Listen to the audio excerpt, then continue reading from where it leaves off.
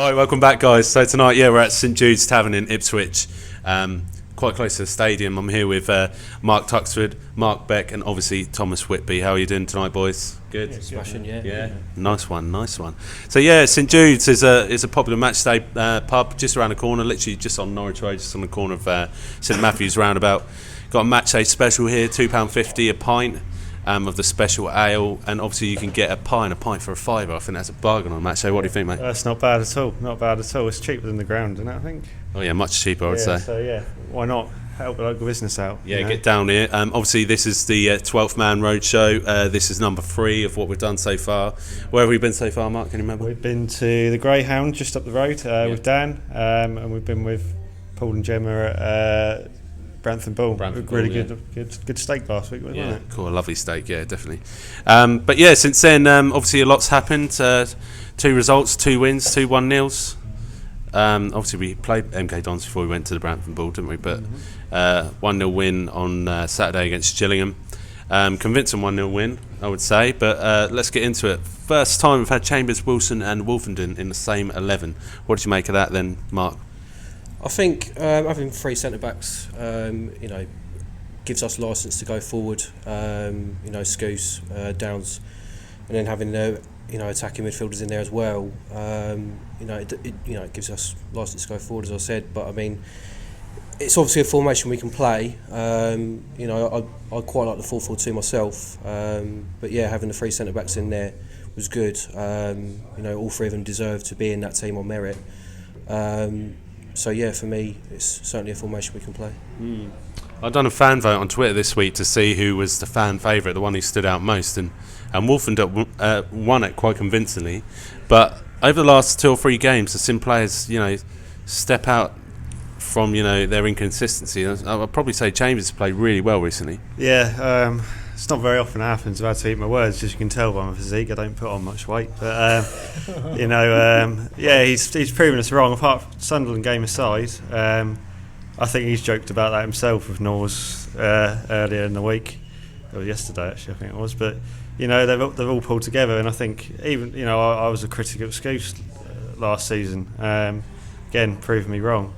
It's really good to see they're all pulling together.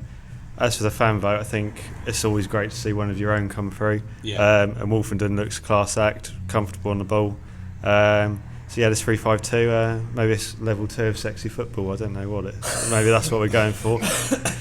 Wilson again. I think Wilson, we've said it the last couple of weeks, he deserves a lot of praise as well. He shouldn't be forgotten in that as well. No, he's been playing outstandingly well in my opinion. But Tom, he's your real pick of the bunch at the back at the moment. Let's just go with the 3 defenders at the moment. I picked Wolfenden. I think he's most consistent out of all 3. Obviously credit to Chambers and Wilson. I don't think, other than what he done against Sunderland, Chambers hasn't put a foot wrong at all all season. Wilson, just a typical British centre half. Get it out, lump it. That's what you want. Keep it out of play. But Wolf, he's a brilliant ball playing centre half, and I think he could flourish, especially in the back 3. But I personally think the back 3 doesn't suit us at all, because I think we're so vulnerable out wide, because obviously with the 4-4-2 you've got a winger and a fullback obviously backing up obviously the fullback itself, but when you've got wing backs it's just him on his own, and then other than that you've got the centre back and obviously the midfielder in the middle having to come across, which doesn't suit our game at all really. No, you're right, that 3-5-2 can be a bit risky, but it's something we've gone with over the last 3 games, so I can't see us dropping at any point soon. It has worked. Definitely worked, and obviously we've got another game on Saturday against Tranmere, a consistent side, but we're getting into that a bit more. But in terms of what we have been doing recently, we've been playing really well, really consistent at the back, keeping that clean sheet. I mean, 5 clean sheets, we'll get onto that a bit more in a minute, but 5 clean sheets in a row is some kind of feat in any division. So really happy with that. But one player, standout player, it's got to be said, is Kane Vincent-Young, and there is a few questions about this. Obviously, David Artell, who was the crew manager, was saying he's not the best right back in League 2. Well, I think we should go out and buy the other guy as well, if that's the case. I want to see what this guy's like. I tell you what, if he's got anything on that Vincent-Young, Jesus Christ, you should be playing the Premier League. Yeah. Well, Vincent-Young, what do you make of him, mate? Certified baller. Yeah. You had a chat before this, didn't you, about that? He's not on commission, I promise. No, he's not on commission. But in terms of KVY, it's not the first time he's come down Portland Road. Obviously, Paul Hurst had a sniff at him last season, and I think Chambers actually made a comment with regards to this. Everyone thought Kane Vincent-Young was good enough to walk into the Ipswich side last season. Why did we not sign him? Why did Hurst not bring him in? I don't know what Donatian done right. Donatian clearly had a blinder. Maybe he's just not very good. Paul Hurst's a bit of a Mr. Motivator. Maybe didn't quite float his boat, because he seems, he seems quite a timid lad. From hearing him in his interviews, he seems to do his talking on the pitch rather than talking on sort of off the pitch. He seems, it seems polar opposites. I've seen him in interviews. He sort of seems to be scared to say boo to a ghost, really. But then when you get him on the pitch, he's a different quality, really. Yeah, on Saturday especially, this guy was floating through the whole of the Gillingham side, walked through their midfield. And I mean, that ball that he brought through and then eventually got to Judge, where Judge could have scored his first goal for Ipswich Town. I mean, that was phenomenal work. What do you make of that, Tom? Yeah, I mean, he's definitely been standing that player. I don't get how he's played in League Two for so long. Like, how has another club not come in for him? It's utterly crazy. I mean, he could go all the way with us. He literally could. He's just a ball carrier. I mean, you need a fullback like that, especially this day and age. Someone to take the ball forward. We haven't had that in years. We haven't had a good right back in years, have we? We've been playing people out of position like Chambers and Edwards back in the day. Donatian apparently is a centre half as well, really. So I mean, we've been playing people out of position. It's just good to see that we've got a proper fullback. He's just lightning, literally. He's lightning quick, but there are positions that we do need to strengthen in the summer, or even winter, possibly. I don't know what we're going to do with regards to bringing players in. But Mark, what do you reckon is our weakest point in our squad at the moment? I think weakest area probably maybe left back. I think obviously with Garbutt playing there the other day against MK Dons, I thought he did really well. He's certainly built for that, attacking full-back role. So I'd like to see him more there. Probably Giorgio could play there as well.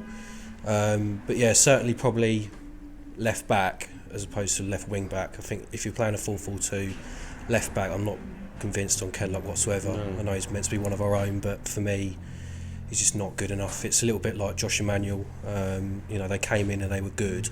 But they've never set the world alight. You had on one side, once upon a time, sort of like Cresswell, Mings, vying for that position, and now on the other side we look okay with Kane Vincent-Young on the right. So it's now back with the left back role, where we're just not good enough. Yeah, it seems to be a chopping and changing. Like you said there, we've always seemed to have a natural left back who can play in that position, but it is worrying. For me, Luke Garbutt's he's more assertive up the pitch than he is at the back, and I think he can offer a lot more going forward. I mean, you've seen the technical ability, but like you say there with Kenlock, in 1 week he's gone from a certain starter to absolute, is he going to make the bench? Yeah, I think unfortunately if you do come from the academy, you do sort of come with that reputation that you are going to be the dog's bollocks all the time, and we've seen, you look at the team at the moment, you've got Flynn Downs and Wolfenden who are the dog's bollocks, but then maybe we hold Miles on that pedestal unfairly, and maybe we need to judge him on his own merits. We've been blessed with probably, you look at who we've had at left back in the last 10 years. We've had Creswell, who scored a peach of a free kick on Sunday against United. And then Tyrone Mings, who's just got his first England cap. Knudsen never really set the world alight. I think he always sort of had this inbuilt notion that he had to hoof the ball up the line all the time. He was a proper Mick McCarthy player, though, wasn't he? That was the thing about him. He always used to punt it long up the top. And that was about it. That's all he got from him. I was never really, and I'll say this, I'm a lover of the position of left back. I love that player who can take the ball down, spread it, with the left foot across the pitch. Can do a lot more on the ball, can be quite accurate with their passing, but Knudsen was everything that was the opposite, to my opinion, of left back. Yeah. To be fair, I know it's going a bit off topic. Knudsen was better as a centre back, personally, in my opinion. Yeah, that back three was good. But going on to who is still here, we went to the supporters club quiz last night. spoke to Jack Lancaster, and he sort of shared the information about young Tommy Smith coming through. Yeah. But then you always got that danger: is Tommy Smith the next Miles Kenlock? Is he seeing, through rose-tinted glasses because he's one of our own? It just shows with Kane Vincent-Young there is talent down there. Who knows? Crew might have a really good left back. He's got a good right back. He might have a good left back as well. So we'll go have a word with him. But I think sometimes it needs to be taken with a pinch of salt. It's really good to see all these youngsters coming in, but you do need that balance. And maybe there's someone that has gone under the radar down in League 2 or below that we could go and snap up, like Mings. Mings came from Chippenham Town. Yeah, you're right. Absolutely nowhere. Look where he is now. Yeah, so. Definitely, 100% agree. Obviously, when we talk about our defence, we can't ignore how good we've been in between the sticks. Thomas Holy is one of those players in incredible form at the moment. 5 consecutive clean sheets. He's equalled a club record. Holy's come out and said they're not only my clean sheets. He's insinuating that they're not only his, not only the back four, not only the whole team, but the whole club's clean sheets, because we've been doing it together. But what a difference one signing can make to a team, Tom. Like I said from the start of the season, my keeper. Yeah. My keeper. Yeah. End of the day, we've had obviously Bart over the last couple of years, haven't we? Been amazing servants to the club, really has. But Holy gives you that bit extra. It's the presence. If you're a winger or a fullback and you're wanting to cross that ball in, you're going to put nowhere near the 6-yard box, are you? Because you know the bloke's going to come out and pluck the ball out of the air. He's a presence as well. If you go one-on-one on goal, you think, what the hell am I going to do here? Yeah. Just put your foot through it and hope, don't you? Yeah. But he's right. You defend from the front. So everyone from James Nord at the top to Thomas Holy at the back, that's their clean sheet, 100%. But yeah, amazing signing. I don't know how Gillingham didn't get him down to another contract. No, you're right. The guy's averaging 3 chances a game. People are getting against him, and when he's been called upon, he's been there, and it doesn't look beatable at the moment. And we've got Tranmere coming on Saturday, and like I said, we'll get more into that. But they can be a threat, just like everyone else can. But I can't see him conceding, can you? No, I think at the end of the day, Holy's he's built to be a keeper at the end of the day. I think he's one of these sort of people that you get him outside, he'd probably change a lamppost with a light bulb and all that sort of stuff. But he's a good goalkeeper, and he's something we have needed, I think. And like you said, Tom, I think it's one of these sort of things where Bart was a very good servant for this club. Probably single-handedly kept us up for a good probably 2 seasons. Yeah. But I think it's probably time for him to move on. Time we had a little bit of a change, and I think what he gives us is confidence, and him coming to collect the ball is a massive thing for defenders. Oh yeah, something we lack, definitely. Yeah, definitely. And for me, that's why he's probably one of our better signings. You probably look at James Norwood, but in terms of it, I think Holy's important to us. If he gets injured or anything like that, you've got Norris coming in. But for me, without seeing him play, he's not as tall, he's not as commanding. He's not got my vote of confidence. I wouldn't say. No. Boys, if we were going to say who is our, most important players right now, if you could roll it off the tongue, let's go until we can't think of any more. Let's go most important players, starting from you, Tom. Well, you've got obviously Holy at the back, Chambers, Wolfenden, Kane Vincent-Young, Scoose in the middle. Yeah. As much as I hate to say that, Peter, you watching? Strikers, I'm a bit worried about.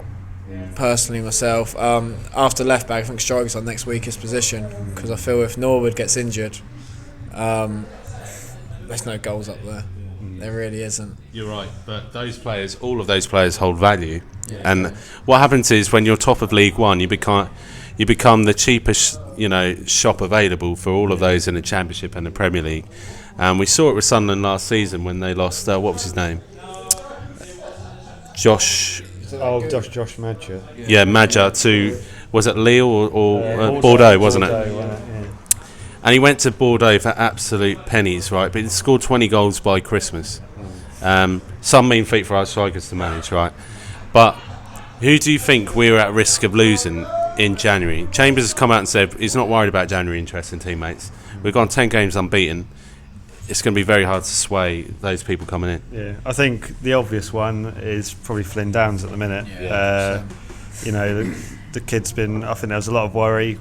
You know, end of last season and pre-season, is he going to be the player we all hoped him to be? And he's proved us wrong. You know, he's proved many wrong. I think he's been tremendous. You know, there's never an instance where he seems worried or unfazed. You know, that'd probably the one I'd say. KVY potentially, if he carries on the way he is. You know, there's always, you can move on. You know, I think you can do 3 clubs in a season, can't you? But I can see where Chambers is coming from. You know, why would you potentially risk? You know, League One, it's very unlikely you see, unless it's a very special player, a League One player jump, unless they get promoted. So I could see that happening, but jump in January from League One to Premier League, that's very unlikely, unless you're categorically sure the club you're going to in the Championship is going up. I don't see why you gamble on promotion. Look at Norwood and Holy. You know, they stuck with their clubs. I know they ran their contract down, but Norwood probably could have got a Championship move, but he stuck with a club he believed was going up, and they got up, and then moved on to another club that's potentially going to go up again. I agree with you. Where players like, we've bought really well in the summer. I'll tell you why, because these players have joined us at possibly the twilight stage of their career. So Norwood would come in at the age of 27, 28, where he's going to have a few good seasons before potentially looking for another move. Even if he doesn't move, he'd stay with the club. Holy's another one as well, 26, 27, comes into the club, you know, beds his place down, makes a name for himself. At the point at which they make their name for themselves, they're not really, you know, unless the town don't progress, they're not really going to move on. The ones you've got to be scared about, and you said it right, absolutely, is Flynn Downs. And we go back to the ones that come through the academy just there. Flynn Downs was completely out of the blue. You wouldn't have heard about him even if you were looking at the under-18 scheme for a long time. He just walked into the first team squad under Mick McCarthy, I think it was originally. That's when they had loads of injuries, weren't there? Yeah. Only about 15 fit first team. Him and Nyden walked in, and obviously I think Nyden played more games than Flynn Downs that season, but Flynn Downs has just come on leaps and bounds. The guy is a 100% starter every week, consistent, the fittest player on the pitch, and he gives so much to the side. Don't you agree, Mike? I think the thing with Downs is I remember seeing him probably about 2 years ago under McCarthy. I think it was an away game at Barnsley. He just absolutely ran the show. You know, he's even got a pass about him. You know, he spreads it. So I think the thing with him is that he works very well with Scouse. You know, I think, you know, Scouse sometimes needs a bit of a partner, he needs a bit of help in there. And Downs gives you that, and he also, you know, he's popped up with a goal this season as well. So, you know, he's certainly got it all, and I do tip him to be a very good player, certainly in the Premier League one day. Yeah, definitely, 100% agree. The other one is obviously Kane Vincent-Young, which you mentioned there, and we've already mentioned numerous times. The ability that he's showing at the moment is Premier League quality. It's not Championship quality. Definitely. Yeah, I can't wax lyrical more about this kid. It's getting to the point where I'm probably going to get a restraining order. You know, you know, he's. You look at the club I look at to name them again. They seem to keep cropping up. There's Luton. You know, they lost their 2 fullbacks when they went up. You know, Jack Stacey and James Justin. There's sort of, I could see that quite easily happening to us. But I think the key thing Lambert has done, you've got a spine in that team now. You look at it. Look where we were. You know, 6 months, 12 months ago. You've got at least 6, 7, even 8, maybe more than that, clear starters in that team. And that's something that we haven't had for. Obviously, we had it under McCarthy, but bloody hell, that's fucking depressing. They were just favourites; they weren't actual starters. But you look at it like Holy. You know, I think Purcell are worried about cleaner sheets. You know, then you got Chambers is always going to be there. Wolfenden's probably stole that position from Toto and Wilson. Then you got Flynn and Cole Scouse, Norwood. You know, that's a spine. And then I think we've said it before. You know, if you've got 8 nailed on starters, the wingers can come and go. The wingers can come and go. The creative players can filter in and out depending on your opposition, how you're going to play. it's perfect, really perfect. Another point I wanted to bring up was obviously Dazelle coming back into the squad. Now, Tom, on Saturday was the first time we've seen Dazelle for I think 3 or 4 matches, and Wimbledon. You're right. He started in the Wimbledon game, and if you knew he was there, it was that anonymous, wasn't he? He was anonymous that game, and it really shocked me to see him in the starting line up against Gillingham on Saturday. Tom, firstly, what did you make of his performance, and secondly, do you think it was warranted to get in another start? It definitely wasn't warranted, because he hasn't really done anything for me since he's even played for the club. Since his injury against Birmingham a couple of years ago, he's done nothing really, has he? Personally, he's part of the squad though, isn't he? I mean, Lambert likes to rotate, especially Tuesday, Saturday. You could see it happening. He's definitely got quality. He's 100% shown it. He wouldn't be playing for England under 20s if not, would he? But no, it definitely wasn't warranted, especially with the midfielders we've got. Like Emmy Hughes, John Nolan, who's shown a lot more, especially Hughes in the last couple of games, been absolutely brilliant. Can't praise him highly enough. But he just doesn't do it for me, Andre. He really doesn't. No. There's just. And Lambert's come out with some constructive criticism today and said we don't know his main strength. We need to establish it. I mean, that for me, that's worrying for a guy who's been in and out of our first team squad for the last 4 years. Wouldn't you agree? Well, I mean, arguably, I think it's one of these sort of things where we haven't played the formation to suit an Andre Dazelle. But obviously, we did play that on Saturday. As you said, I don't think he deserves to be in that team whatsoever. Obviously, Nolan scored the other day. He deserves to be in it. Probably you'd say Judge over him as well at the moment. But at the same time, Dazelle does give you, an eye for a pass, that sort of stuff. But for me, it's difficult because obviously he's, again, one of our own. We see him in that sort of light, really. His dad, he's got such a sort of, way to come from it. He's got Jason Dazelle's his dad. He's got big shoes to fill. But that affinity of the club definitely can weigh, heavy on your shoulders, especially. And we've got Harry Wright as well. Those two players have got names to live up to. His dad's gone to play for England. He's got that Premier League move. Do you know what I mean? You think he'd suit playing Premier League football over League One or Championship? I mean, it's a lot more physical in the lower leagues, isn't it? If he went and signed for a club in the Premier League, he might shine a bit more. He's got more time on the ball. The only living example I could say I agree with on that sense was Dele Alli, but he was performing at League One level, and Dazelle doesn't seem to be, moving players aside. He does make a good pass. Yeah, that's fine, but is that his quality? Because everyone wants to see a bit more, don't they? I think on Saturday, I think that's more of a performance you'd expect.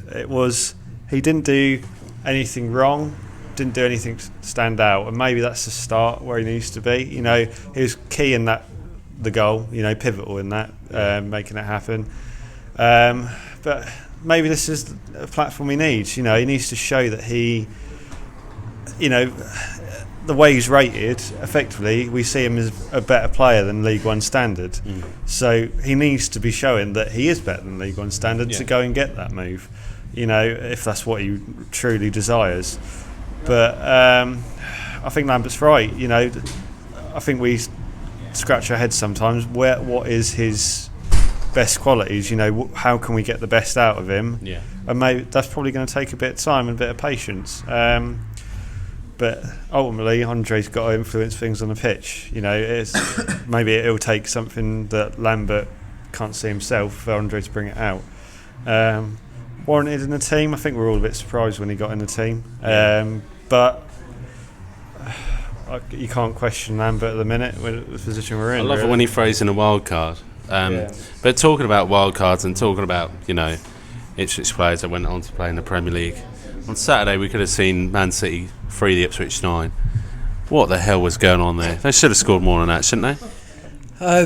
This is City we're talking about at the end of the day, and you'd think that they could put more past Watford. Watford aren't going great themselves, but I'm confident that will happen soon. Do you think that'll be Man City do it? It probably will be, yeah. They can do it, aren't they? Yeah, well, you'd think so on current form. But hopefully that does change quite soon. yeah, I can only see City doing that. But someone's got for it soon, haven't they? I mean, we're in 2019 now. It's closer to 2020. We're talking about a score that happened in '94. I don't know. I think Ferguson was a bit ruthless, wasn't he? I think City quite easily could have done it. I saw the highlights of the match today. I think that was enough. Ben Foster was coming out, so I think he wanted to put, sit in the stands and watch him concede all them goals. But I don't know. I don't think it'll ever be done. I don't honestly think it'll be done, which is sad to say. Man City, buck your ideas up. What are you playing at? You would have expected them to celebrate quite well at the end, but let's just throw ourselves back to Gillingham and that hand-in-hand celebration at the end. What did you make of that, Tom? Well, we're all in it together, aren't we? I prefer that than Chambers is coming out and doing a fist pump. All in it together. It's a team game, isn't it? You win as a team, lose as a team. But I don't know why Norwich fans come out saying we copied them. Where did you copy it from? Germany. So coordination could have been a bit better. It was a bit like a Mexican wave rather than all in unity. But I honestly don't think they were. I think that's the first time we've seen it. I didn't half expect it, to be honest. I think our mates at Jules and the Blood were a little bit surprised by it as well. But I don't know. It's been a bit weird, these end of match. We thought the Chambers fist pump was gone, but then it came back, and then Lambert's been coming out and going, "Hey up, Chambers!" He's going a bit Yorkshire. Can't do accents. He's going like, "I'll show you what a fist pump is." Yeah. And then MK Dons, I thought Lambert was going to do a shoulder in, and I don't know what we're going to do. I'm waiting for Saturday. There's going to be fireworks and everything. I don't know what to expect, to be honest. Without being too ungrateful, I feel a bit underwhelmed this season. Do you? I think it's probably because of the expectation. Lambert's obviously said as well, we're a big club, we shouldn't be in this division whatsoever, but it is a little bit underwhelming, but at the end of the day, points are points, aren't they? And a promotion's a promotion, so if we can go and get that, then that's the main thing. And I think obviously after last season, which was such a disappointment, we need to enjoy football again. Yeah. And this is probably the first time in probably since Joe Royal I've enjoyed my football watching Ipswich. So for me, long may it continue. Yeah, and I agree. And I think it's just a little surreal at times as well. It is a bit. I'm not used to seeing this. I think some of the highlights of my time supporting Ipswich was when we signed Sylvan Legwinski. That's sort of like as high as we've gone, really. But it's people are telling us to stop getting carried away, but just enjoy it. There's a whole generation of like I said, like me. There's a whole generation of fans who've not seen us win nothing. Just enjoy it. And I think credit to Paul Lambert. I think a lot of people probably would have said, give him 10 games, see where we are, go from there, and maybe I wouldn't be surprised if people were calling for his head after 10 games if we weren't in the position where we are now. Yeah. Look at Portsmouth and Sunderland, who are probably on the verge of sacking both of their managers, which is great for us, really. Great news, yeah.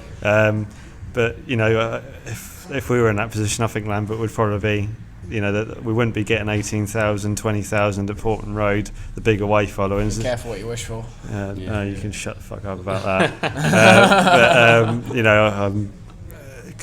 It's just I've struggled to keep level-headed because I want to be outside. You're somewhere between getting carried away and disbelieving. I want to be down that town hall in May with 2 trains. We'll be down there, mate, with a few six packs. We'll be fine. Yeah. Tom, what do you make of it, mate? After last season, I'm going to milk every single moment of it. Every single win. We won 5 games last season, didn't we? And you went to every single game, home and away, last season. It's the game last year, so this year I'm going to milk every single moment. I'm going to have my top off, swinging it in the air. I don't care what any of you lot say. It's going to happen. I don't care if it's Sunderland in February. It's coming off. What's that guy called from Newcastle who always had his shirt off? Tubbs, or something like that. Yeah, we've got right. Just need to grow a beer belly, mate. Sticks.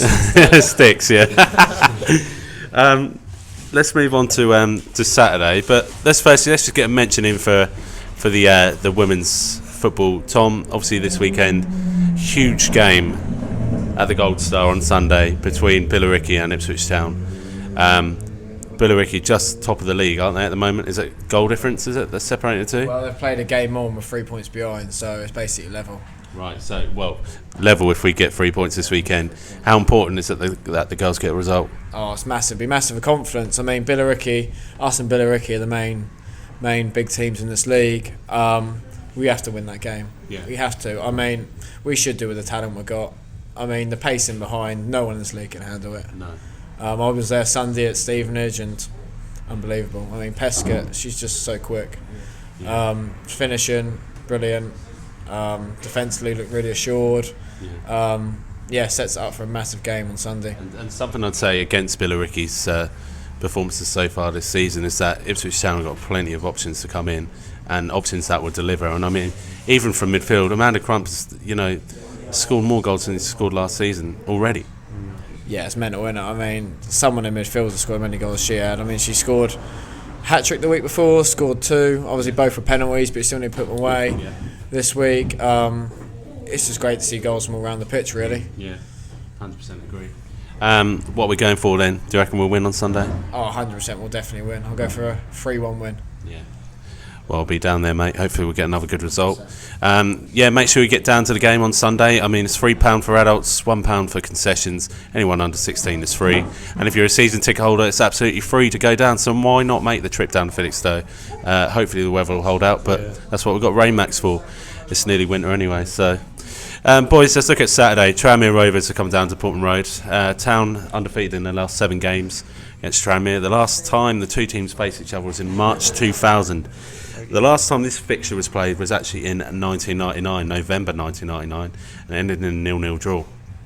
Notable players that played for both teams recently. Can you name the other one? We've got James Norwood. Who was the other one? Without looking. Cresswell, yeah. Oh, bang, straight on it. Yeah.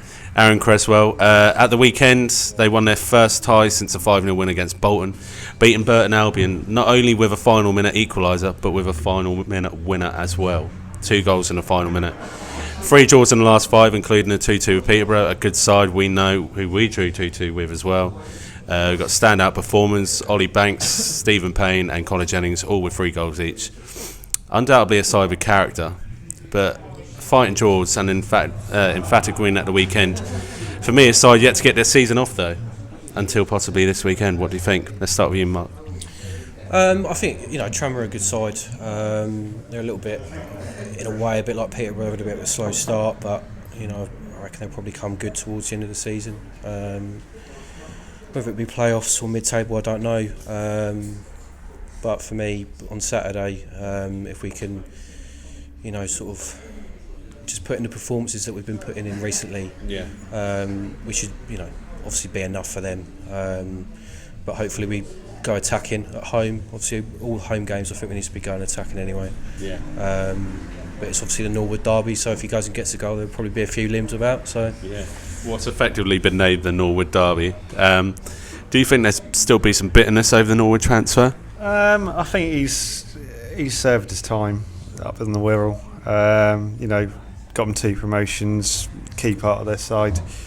Ultimately could have probably gone for money, but I think they've got respect that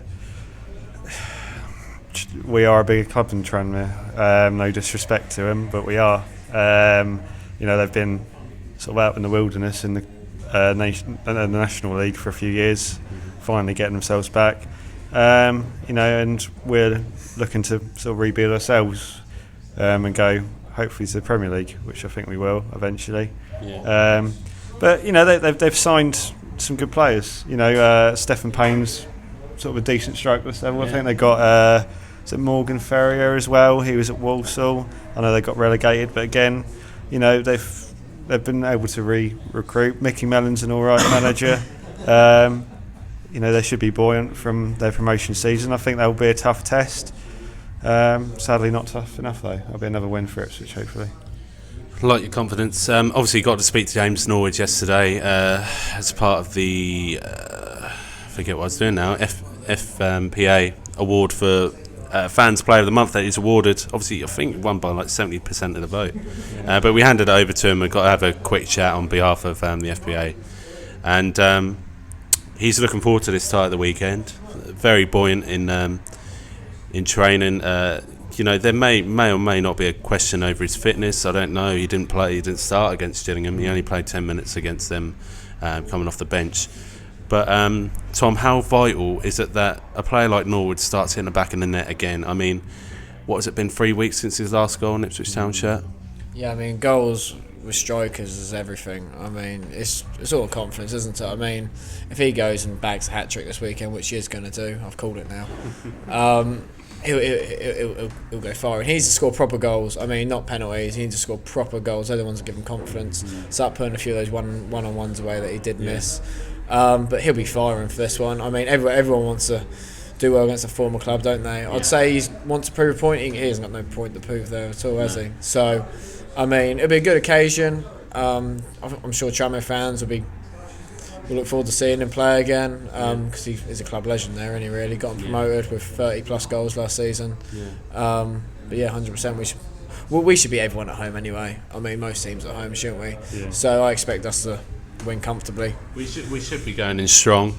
We should be looking at this one and saying, look, it's another game, but regardless of who we're playing, we should be pulling out a result. If there's any Tranmere fans watching tonight, just leave a comment, let us know what you think about the game.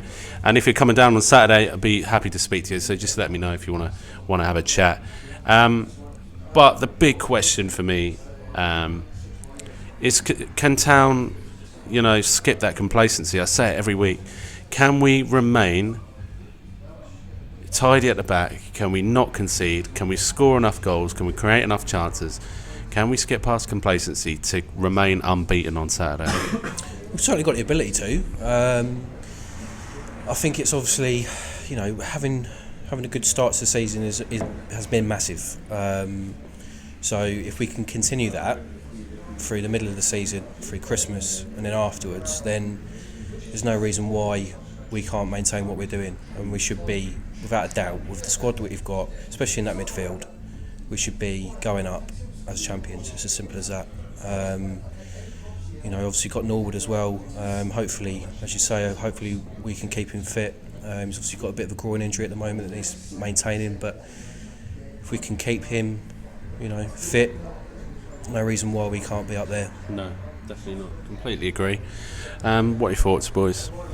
I think there's been a lot made that we're not scoring many goals, but I sort of had a little bit of a look comparing to last season about who's been scoring goals. Last season, I don't think you knew where the goals were going to come from, especially at the start. First 10 games, struggling a bit. Edwards was on the score sheet a few times, but other than that, goals were few and far between. You look this season, you've got Vincent Young, Chambers, Nolan, Jackson, Norwood, Edwards. There's goals being spread across the pitch. As much as Norwood, there's been a lot been made about Norwood. I think he's had 17 shots on target, which is more than anyone else, but not scored the most goals. There's a lot's been made of that. It's early days, We've only played 9 games. Norwood's played less than that, slightly less minutes than Caden Jackson. To be in this position is good. It's just, I think we've just got to stick with the boys really, and we've got to have confidence in the squad that we have got is better than, I think it's the best squad in the whole division, and I'm confident there's goals across the pitch, not just reliant on Norwood. You look at the teams there's a reason why teams are in League One, because you've got inconsistent yourselves, and you've got inconsistent players like Marcus Maddison, who looks a well beater Premier League quality one week, then he looks like the next ASOS model the other week. So you've got a point there. I would argue that Peterborough were a team. They completely played us off the park at times. But you've got a good point there. Inconsistency doesn't get you anywhere in the division, and I think they dropped down to 9th now, haven't they? Was that sort of what I saw? I'm not looking below first, unfortunately, at the moment. But I don't understand. Well, it is a reflection of the league, really. How a team can go and who did they smash? Rochdale 6-1 or something ridiculous. 6-0. Then lose to Doncaster, beat Sunderland, lose to Oxford. It's a reflection of the league why teams get trapped down here. Sunderland are the same. One week they can go and beat anyone in the league. The next week they're drawing at Bolton, nearly losing at Bolton, which is embarrassing, to be fair.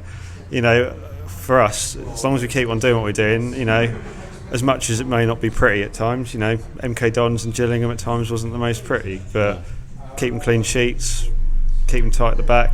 You know, even though it was 1-0, there was times in that second half where we were playing really good, patient football. The goal we scored, was it 25 passes? Yeah. You know, beautiful goal. Yeah, we haven't mentioned it, but that was incredible, and sexy football. Sexy football level 2. Yeah. You know, it's there. You know, as long as we keep doing what we're doing, it's, you know, consistency is key, as they say. Yeah, you're absolutely right. Tom, final word on Saturday. You said you were going for a Norwood hat-trick. I feel we need goals at the moment to kill off games early.